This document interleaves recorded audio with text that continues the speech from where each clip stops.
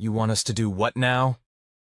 Admiral Sarah Chen pinched the bridge of her nose, certain she had misheard the alien delegation's request. The HFY ambassador, a towering crystalline being whose translucent form shimmered with internal light, repeated itself with practiced patience. We require you to end the Krevna invasion.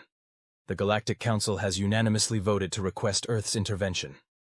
Sarah exchanged glances with General Marcus Rodriguez, who was trying, and failing, to suppress a smirk.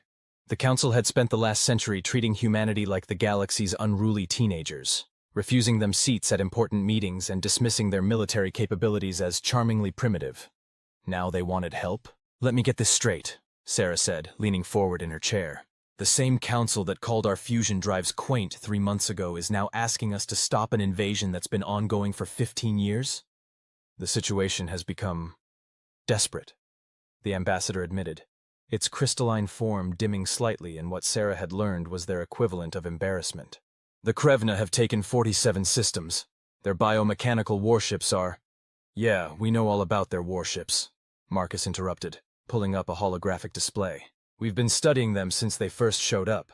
Unlike some species, we don't ignore potential threats just because they're not technically our problem.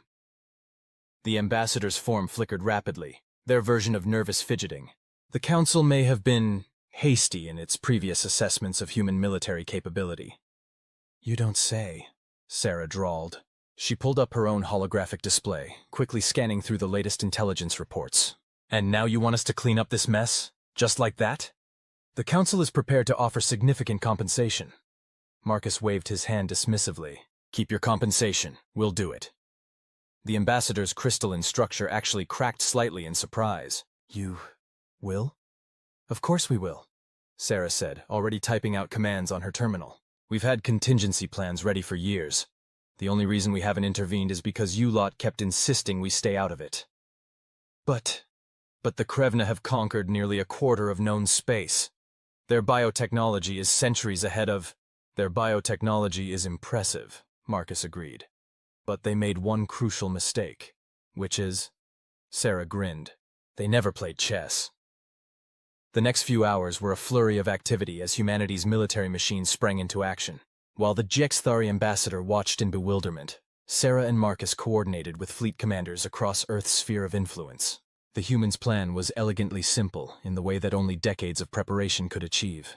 While the rest of the galaxy had focused on building bigger, more powerful ships, humanity had gone in the opposite direction. They had perfected the art of mass-producing smaller, faster vessels that could be controlled by AI swarms. The thing about biological systems, Sarah explained to the increasingly agitated ambassador, is that they're really good at adapting to threats they can identify. The Krevna's ships are basically giant spacefaring organisms. Very impressive, very efficient, and very predictable in how they respond to threats. Marcus picked up the explanation as he coordinated the deployment of the first wave. They evolved their strategies to counter the traditional capital ship approach used by Council races, but they've never faced anything like our drone swarms. The first engagement began 3 hours after the Council's request for aid.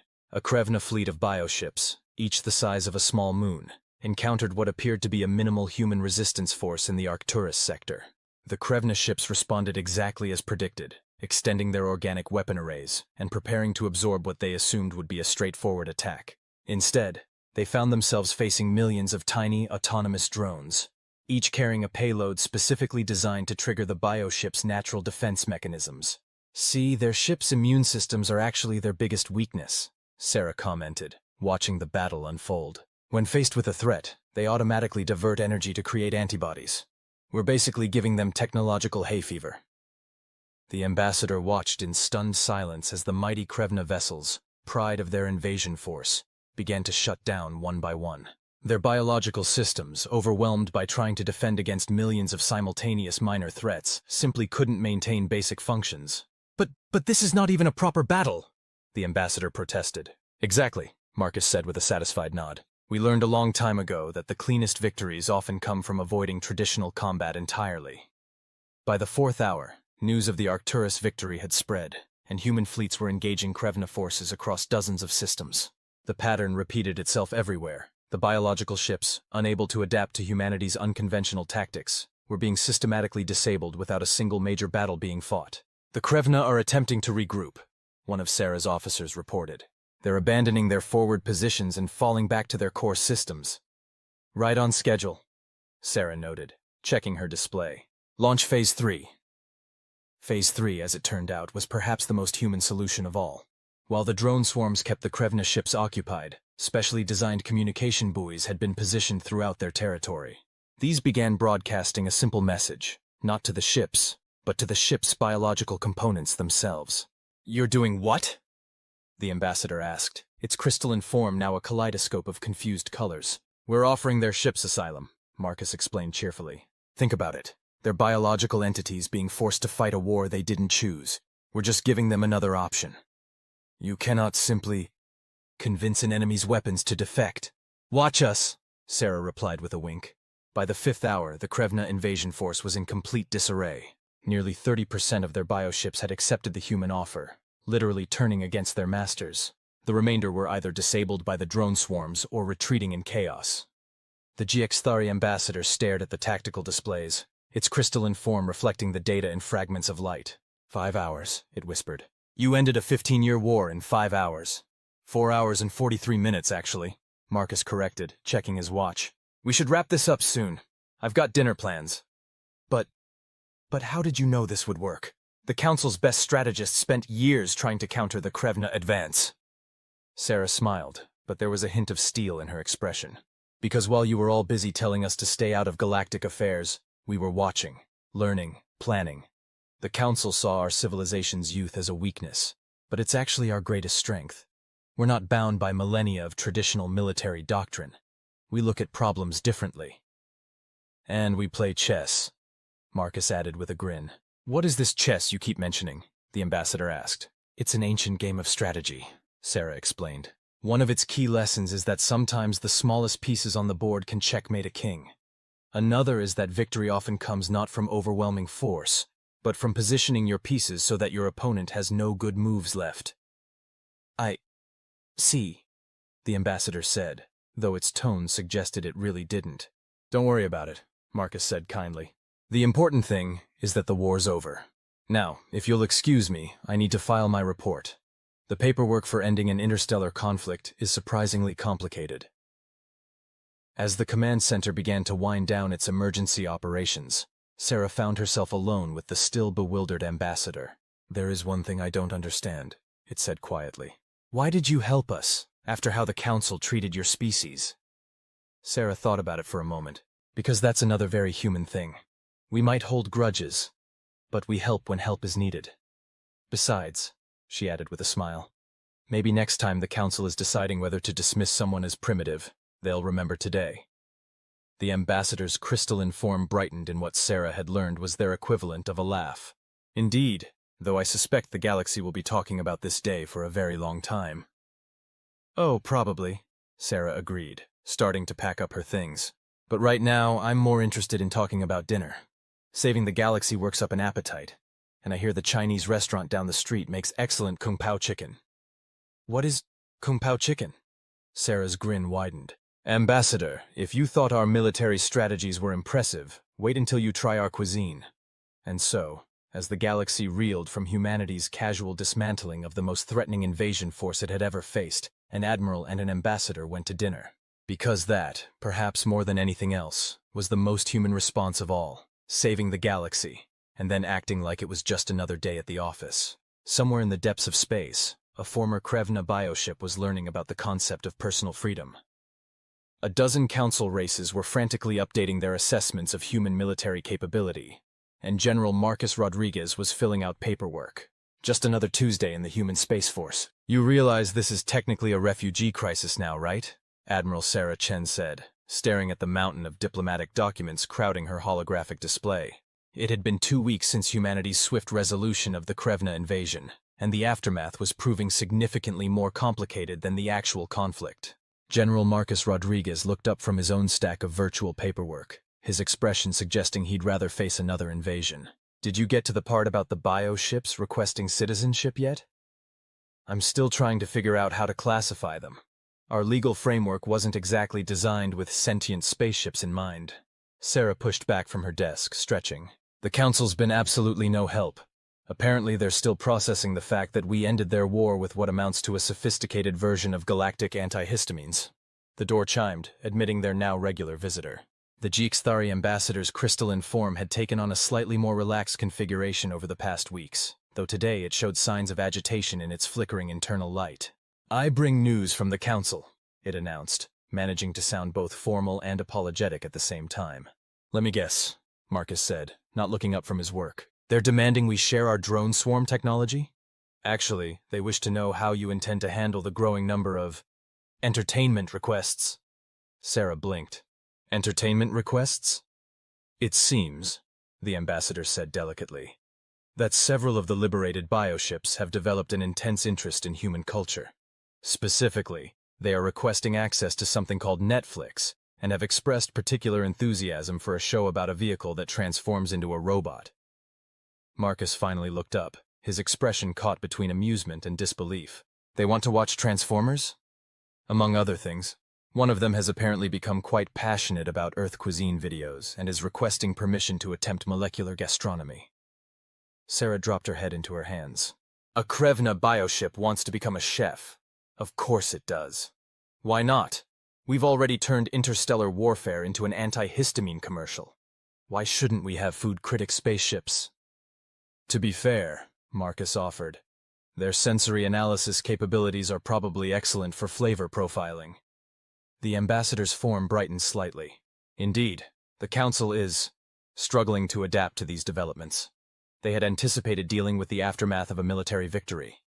Instead, they find themselves facing an unprecedented cultural exchange program.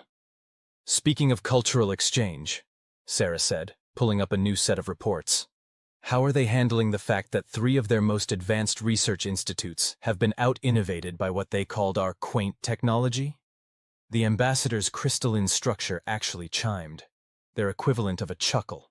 "I believe the term human unpredictability factor has been proposed as a new variable in their calculations." "Well, they're not wrong," Marcus mused. "We did just turn their biggest military threat into a bunch of spacefaring foodies and media critics."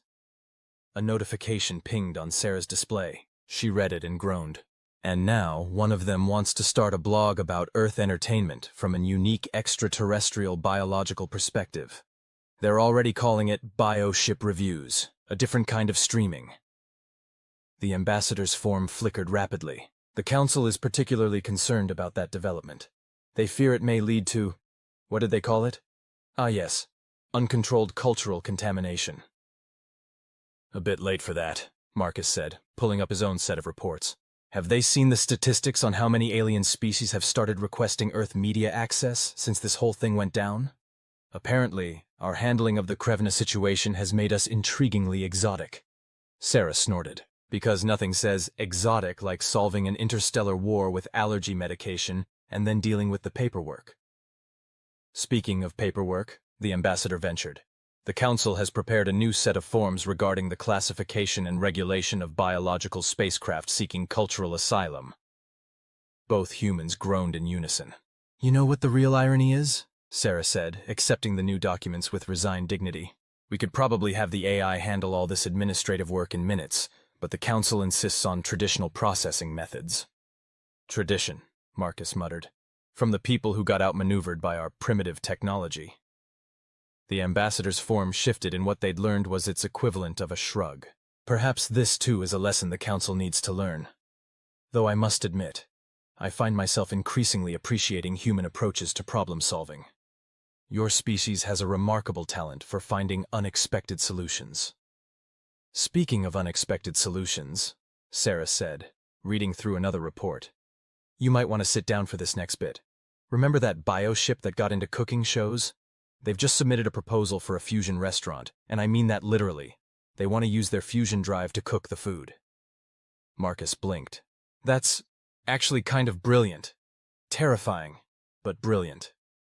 "The council will need new forms for that," the ambassador noted, its tone perfectly serious but its crystalline structure dancing with amused lights. "Of course they will," Sarah sighed. "You know what the worst part is? We're probably going to have to eat there when it opens. Diplomatic relations and all that." "Look on the bright side," Marcus offered. "At least we know the kitchen will be clean. Those immune systems are no joke."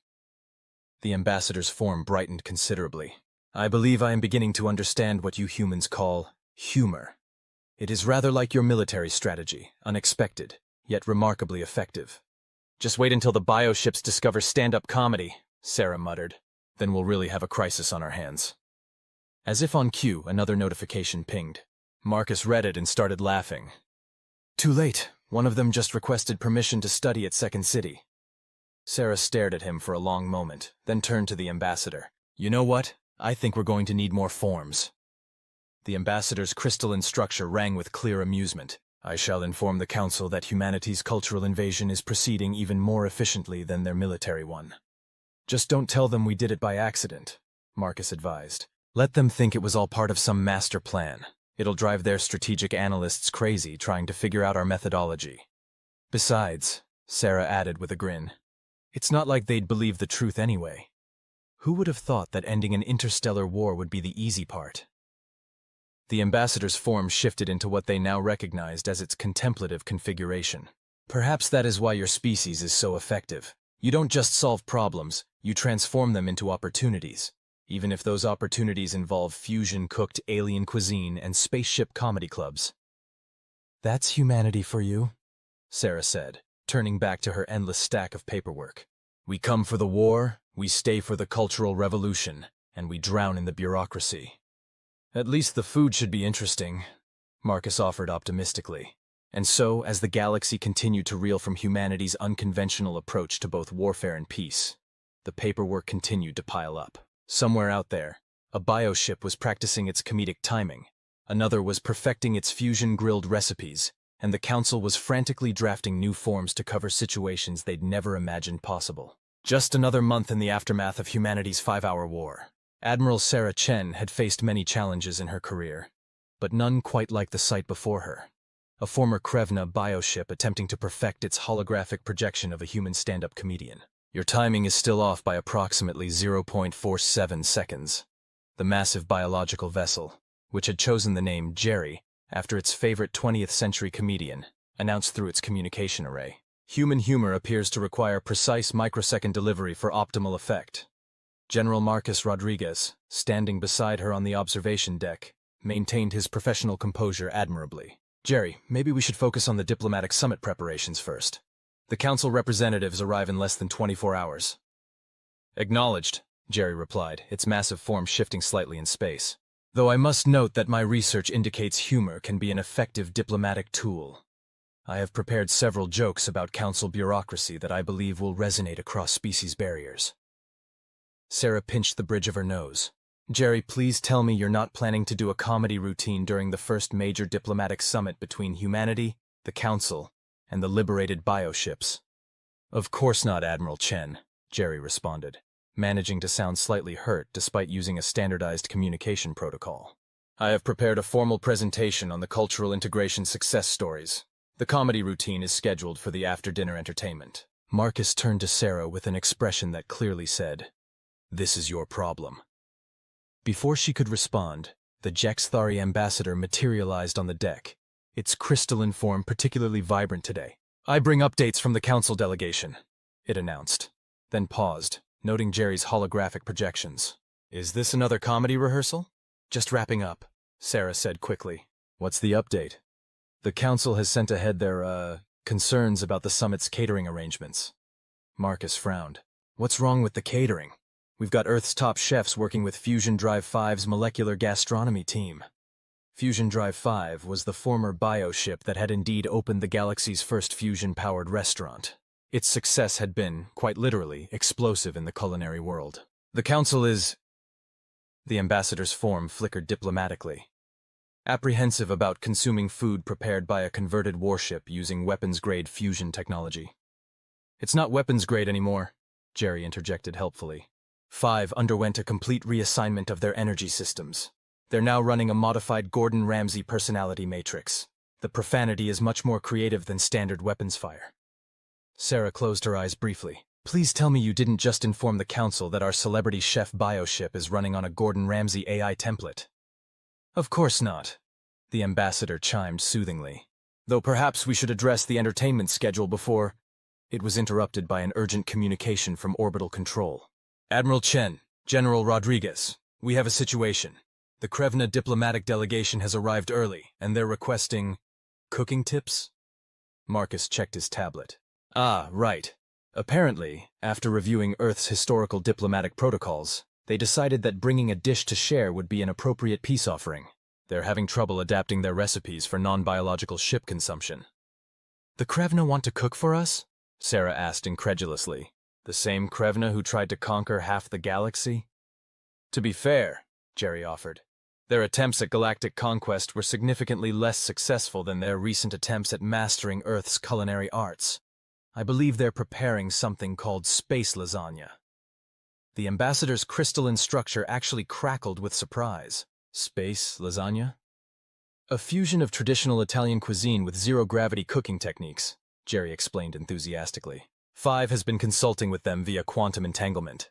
The marinara sauce alone required 3 subspace frequency adjustments. Sarah turned to Marcus. Remember when our biggest problem was just winning an interstellar war? Good times, he agreed solemnly. The situation evolved rapidly over the next few hours. The Krevna delegation, it turned out, had taken Earth's cooking shows very seriously indeed. Their diplomatic vessel arrived bristling not with weapons, but with specially modified cooking apparatus and what appeared to be a zero-gravity herb garden. Meanwhile, the council representatives were trying to process the fact that their former mortal enemies were now engaged in an intense debate about the proper way to layer pasta in null gravity, while a converted bioship quoted Gordon Ramsay catchphrases about the importance of fresh basil. The cultural exchange program has exceeded all projected parameters, the ambassador noted, watching the controlled chaos unfold. The Council's sociological division is still trying to explain how humanity managed to transform an invasion force into a culinary academy. We didn't, Sarah admitted. We just showed them that there were more interesting things to do than conquest. Turns out, when you give sentient beings options beyond fight or flee, they come up with some surprisingly creative alternatives. Like fusion-powered restaurants and comedy clubs in space? Marcus suggested. Exactly. Though I'm still not sure how to explain to Earth's restaurant critics that they need to include radiation shielding in their review criteria now. The ambassador's form brightened with amusement. The Council is particularly puzzled by humanity's ability to normalize such extraordinary situations. You turned a war into a cultural revolution, and now you're treating interstellar fusion cuisine as if it were a perfectly reasonable development. What else would we do? Sarah asked genuinely. The universe keeps throwing weird situations at us, so we adapt. It's kind of our thing. Their conversation was interrupted by another announcement from Jerry. I have completed my analysis of Earth's diplomatic humor archives and have prepared a revised entertainment program. It includes references to both human and alien cultural touchstones, with a special focus on bureaucratic inefficiencies that should resonate with the Council representatives. Jerry, Sarah said carefully, please tell me you haven't been studying political satire. Only the classics, Admiral. Though I must say, your species' ability to find humor in administrative procedures is fascinating. I have prepared several observations about Form 27B6. The ambassador's crystalline structure vibrated with what might have been concern. The Council uses that form for classified temporal regulations. Used to use it, Marcus corrected. Pretty sure it's been retired since Jerry's first comedy showcase went viral in the Galactic Assembly's social media network. Sarah sighed deeply. So now we have to prepare for a diplomatic summit, where former enemy bioships will be serving Italian fusion cuisine while performing stand-up comedy about bureaucratic inefficiencies, all while the Council tries to figure out how humanity managed to turn interstellar relations into a combination of Master Chef and Comedy Central. Don't forget the Krevna delegation's cooking demonstration, the ambassador added helpfully. They're very proud of their space lasagna. Because obviously, the natural conclusion to ending an interstellar war is a cooking competition judged by a bioship running a Gordon Ramsay personality matrix. Look on the bright side, Marcus offered. At least nobody's shooting at anybody anymore. They're too busy arguing about proper sauce consistency in zero gravity. Above them, Jerry began testing different lighting configurations for its comedy routine, while in the distance, Fusion Drive 5's restaurant glowed with the comfortable warmth of a perfectly maintained fusion reaction. Somewhere in the Council's vast bureaucracy, a clerk was probably creating new forms to classify culinary applications of military technology and stand-up comedy as a diplomatic tool. And humanity, as usual, was just rolling with it. You know what the really funny part is? Sarah mused, watching the Krevna ship carefully maneuver its herb garden into docking position. In about 1,000 years, some historian is going to try to explain how humanity solved an interstellar war with antihistamines and then established peace through cooking shows and comedy clubs. They'll never believe it, Marcus agreed. The ambassador's form shimmered thoughtfully. Perhaps that is why your species is so effective in galactic relations. You don't just think outside the box. You convince the box to take up performance art. As if to prove the point, Jerry's voice boomed through the station. How many council bureaucrats does it take to approve a fusion-powered restaurant license? None. They're still filling out the forms to determine if restaurant is the correct classification for a sentient ship that cooks with its drive core. Sarah put her head in her hands. Please tell me someone warned the council about the joke section in the summit schedule. Of course, the ambassador assured her, its crystalline structure dancing with barely suppressed amusement. Though perhaps not about the part where the jokes are delivered by a converted war machine that's been studying Earth's entire comedy archive. Well, Marcus said philosophically, they wanted to understand human military strategy. This is basically psychological warfare, just with better catering. And so, as the galaxy prepared for what would surely be the most unusual diplomatic summit in recorded history, humanity continued doing what it did best, making the impossible seem routine, turning enemies into allies through the power of cultural exchange, and wondering who exactly was going to write the incident report about the space lasagna. Just another diplomatic crisis in the human space force, now with dinner and a show. Admiral Sarah Chen stood at the podium, surveying what had to be the most unusual audience in diplomatic history. The grand hall of the Terran Space Station Diplomatic Endeavor was filled with an eclectic mix of council representatives, reformed Krevna diplomats, and holographic projections from various bioships who couldn't fit inside the station physically, but insisted on attending in virtual form. As we conclude the first Galactic Cultural Integration Summit, she began, maintaining her professional composure despite the sight of a bioship's hologram wearing what appeared to be a chef's hat. I believe we can all agree that the past month has exceeded everyone's expectations. General Marcus Rodriguez, seated behind her with the rest of the Earth delegation, quietly updated the betting pool on his tablet. The odds of something unprecedented happening during the closing ceremony had reached astronomical levels. The HFY ambassador's crystalline form sparkled with barely contained amusement as it observed the proceedings. The past month had provided enough material for several doctoral theses on interspecies relations, most of which would probably be rejected as too implausible. Our initial goal, Sarah continued, was to establish basic protocols for peaceful coexistence following the conclusion of hostilities. Instead, we have witnessed the emergence of what can only be described as the galaxy's first fusion-powered restaurant chain, an interstellar comedy circuit, and... She paused, checking her notes to ensure she had this right. The establishment of the first galactic Great British Bake-Off. A ripple of what could only be described as embarrassed pride went through the Krevna delegation.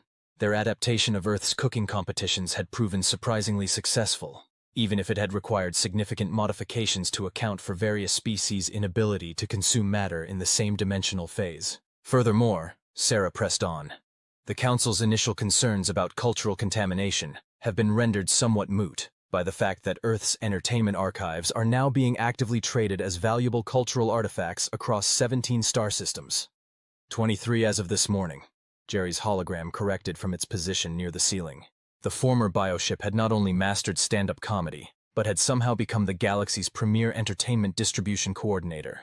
The Arcturus cluster just signed up for the complete Friends package, though we're still working on explaining the concept of a coffee shop to species that exist primarily as plasma clouds.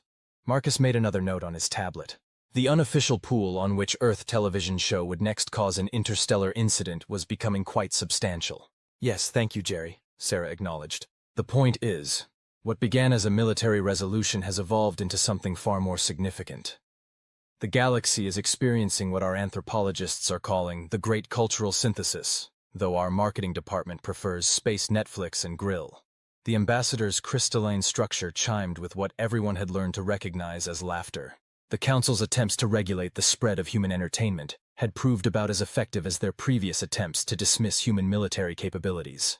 However, Sarah continued, her tone becoming more formal, we must address certain recent developments, specifically the matter of the interstellar talent show proposal. A hush fell over the assembly. The suggestion that the galaxy should adopt Earth's reality TV format for a competition showcasing various species' unique abilities had been gaining traction, despite or perhaps because of the Council's obvious horror at the idea. The Committee for Cultural Integration has reviewed the proposal, Sarah announced, and has decided. She was interrupted by an urgent communication from Station Control. Admiral Chen, we have a situation. The Andromedans have just submitted their audition tape. Marcus dropped his tablet. The Andromedans? They haven't communicated with anyone in 3 centuries. Apparently, the controller continued, sounding slightly dazed. They saw the viral video of Jerry's stand-up routine about council bureaucracy and decided it was time to rejoin galactic society. They're requesting to compete in the talent show's interpretive dance category. Sarah stared at the ceiling for a long moment, mentally counting to 10 in several languages. The Andromedans, one of the most reclusive civilizations known to exist, want to participate in what is essentially Galaxy's Got Talent? Their submission is quite impressive, Jerry offered helpfully, projecting a small holographic preview. They've manipulated quantum fields to create what appears to be a synchronized swimming routine, except with stars.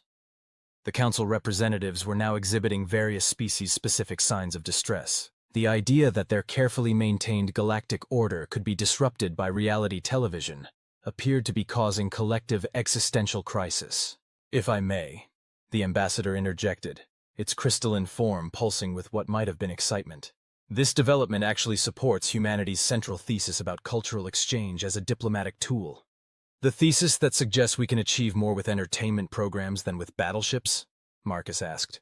Precisely. The Andromedans have not responded to any diplomatic overture in 300 years, yet they chose to break their isolation to participate in a talent show. This is, by definition, a diplomatic breakthrough. Sarah looked at her carefully prepared closing speech, then at the increasingly chaotic assembly before her. Right. Well, in that case, I am pleased to announce that the Committee for Cultural Integration has approved the establishment of the first Galactic Cultural Exhibition and Competition Series. The response was immediate and overwhelming. The bioship's holograms began discussing potential performance categories. The Krevna delegation started arguing about whether cooking should be included as a competitive event, and somewhere in the back, a council representative could be heard quietly requesting retirement forms. Additionally, Sarah continued, raising her voice slightly, in light of the Andromedan submission, we will be establishing a new division specifically for astronomical scale performance art. Does this mean we can finally tell them about the Professional Sports League's proposal? Marcus whispered. One cultural revolution at a time, Sarah muttered back. Let's make sure we can handle an interstellar talent show before we introduce them to football. The ambassador's form shimmered with what might have been suppressed mirth. The Council's Department of Temporal Affairs has already begun preparing for the possibility that this moment will be marked as a crucial turning point in galactic history. The moment when humanity turned interstellar diplomacy into a variety show? Sarah asked dryly. The moment when the galaxy realized that entertainment and cultural exchange could accomplish what millennia of traditional diplomacy could not, the ambassador corrected. Though I suspect the historical records will have difficulty capturing the full impact of a bioship performing stand-up comedy about bureaucratic inefficiencies while serving fusion-powered appetizers.